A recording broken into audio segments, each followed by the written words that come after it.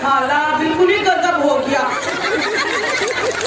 ये 4 से मुकड़े 500 रुपए में आएंगे। पढ़ कहाँ से कर रहे हैं भाई बताइए? सब लोग पूछ रहा है, पूरा देश पूछ रहा है कि शाहीन बाग में कहाँ से आ रहा है पैसा। हमें 46 दिन हो गए हैं यहाँ पर बैठे हुए। सबका सवाल यही है कि आपके पास खाने को आता पैसा कहाँ से आ रहा है? पैसा तो हमें पता नहीं, पर ये अल्लाह की मदद है, ऊपर से कुदरती मदद है। ये भगवान अल्लाह सब कर रहा है हमारे लिए, उसके हम बंदे हैं। हमें कोई इंसान ने नहीं पता करा, सब। नमस्कार दोस्तों, आज हम बात करते हैं इस्लाम धर्म के बारे में। क्या है इस्लाम धर्म की सच्चाई? दोस्तों, इस्लाम धर्म का प्रचारक पैगंबर मोहम्मद को माना जाता है। पैगंबर मोहम्मद के पिताजी का नाम अब्दुल्ला था और माताजी का नाम आमिनी देवी था।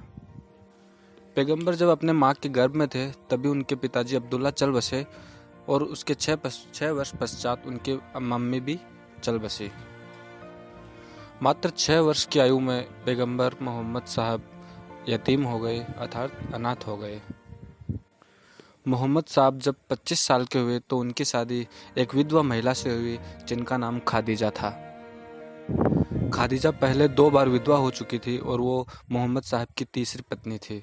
माना जाता है कि वो बहुत ही ज़्यादा अमीर औरत थी और उन्होंने अपनी सारी संपत्ति मोहम्मद साहब को इस्लाम का प्रचार करने के लिए दान में दे दी थी।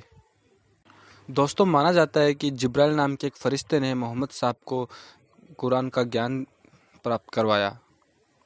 कहा जाता है कि फरिश्ते ने मोहम्मद साहब का सीना चाक किया और अपनी पूरी सारी शक्ति उनके सीने में उड़ेल दी और फिर वापस सीने को सील दिया। दोस्तों, आपको बता दें, पैगंबर साहब की कुल 10 बीवियाँ थी। कहा जाता है कि वह अपनी पहली बीवी खादीजा से सबसे ज़्यादा प्यार करते थे। खादीजा ही इस्लाम धर्म में महिलाओं के अधिकार तय करवाने में अहम भूमिका मानी जाती है।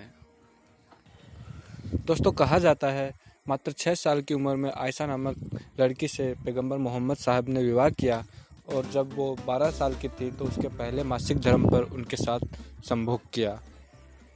पैगंबर साहब की उम्र उस वक्त 50 साल के लगभग रही होगी।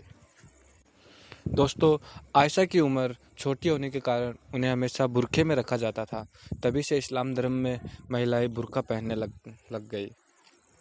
दोस्तों, कुछ लोगों का मानना है पैगंबर साहब ने अपनी बेटी फातिमा का रेप किया, लेकिन दोस्तों ये सब गलत है। ये पूरी तरीके से गलत है। उन्होंने अपनी बेटी का कोई भी रेप नहीं किया। दोस्तों, इस्लाम धर्म में बकरे काटना, जानवरों को मारना, खून खराबा करना आम बात है। इसके पीछे की भी एक कहानी है जो मैं आपको बता देता हूँ। दोस्तों, पैगंबर के दादाजी अब्दुल मुत्तलिब के 10 बेटे थे, जिनमें से पैगंबर के पिताजी अब्दुल्ला सबसे छोटे थे। दोस्तों, अब्दुल मुत्तलिब का अपने 10 बेटों में से एक बेटे का अल्लाह को कुर्बान करने का प्रण लिया हुआ था। अब अल्लाह किसकी कुर्बानी मंजूर करेंगे, इसके लिए अब्दुल मुत्तलिब ने एक जार में 10 पर्चियाँ डाली और 10 पर्चियों में अपने 10 बेटों का नाम लिख दिया।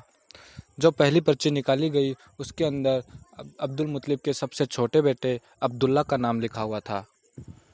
अब कंफर्म हो गया था कि अल्लाह अब्दुल्ला की कुर्बानी मंजूर करेंगे। कुर्बानी की तैयारियां की जाने लगी, लेकिन इस बात का वहाँ के स्थानीय लोगों ने बहुत ज़ोरदार विरोध किया और वहाँ के एक मौलवी ने एक नया रास्ता निकाला कि अब्दुल्ला की जगह किसी बकरे की बलि मंजूर हो सकती है। तो यह फैसला लिया गया कि अब्दुल्ला की जगह 100 बकरों की कुर्बानी दी जाएगी। तो दोस्तों, इस तरह से 100 बकरों की जान देकर अब्दुल्ला की जान बचाई गई। दोस्तों, अगर कोई मुसलमान ये दावा करता है कि उसके अंदर दया है, रहम है, उसे किसी को मरते देखकर दुख होता है और वह भी इंसानी जज्बे को महसूस करता है, तो उसके बारे में पक्के तौर पर यह दावा किया जा सकता है कि उसके जिस्म में दौड़ने वाला खून किसी शैतान का नहीं बल्कि किसी इंसान का है और उसके पूर्वजों को धर्म परिवर्तन करके मुस्लिम बनाया गया है और वो शैतान का वंशज नहीं है।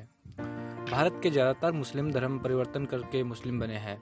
यह बात उस डीएनए रिपोर्ट से भी साबित हो चुकी है जिसमें कहा गया था कि हिंदुस्तान के ज़्यादातर मुस्लिमों का डीएनए हिंदुस्तानों से मिलता है। अब सारे धर्म वालों को इस्लाम की हकीकत समझनी चाहिए और हिंदुस्तान के मुस्लिमों को अपनी हकीकत समझनी चाहिए और हिंदू बनकर सनातन धर्म स्वीकार करके घर वापसी में योगदान देना चाहिए। जय हिंद, जय भारत। और दोस्तों, ऐसी ही खबरें पाने के लिए, ऐसी ही रोचक तथ्य जानने के लिए हमारे चैनल को सब्सक्राइब जरूर करें। धन्यवाद।